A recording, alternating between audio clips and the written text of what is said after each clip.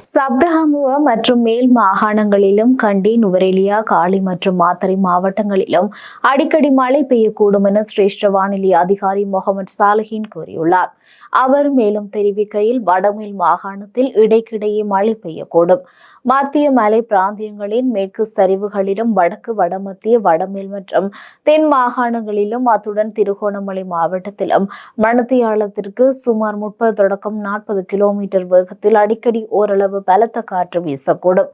பலத்த காற்றும் மின்னல் தாக்கங்களும் ஏற்படக்கூடிய சந்தர்ப்பங்களில் பொதுமக்கள் அவதானத்துடன் செயற்படுமாறு கேட்டுக் கொள்ளப்படுகின்றனர். புத்தளம் தொடக்கம் கொழும்பு, காலியூடாக கம்பாந்தோட்டை வரையான கடல் பிராந்தியங்களின் பல இடங்களில் மழை பெய்யக்கூடும். நாட்டை சூழ உள்ள கடற்பிராந்தியங்களின் தென்மேற்கு திசையில் இருந்து காற்று வீசும்.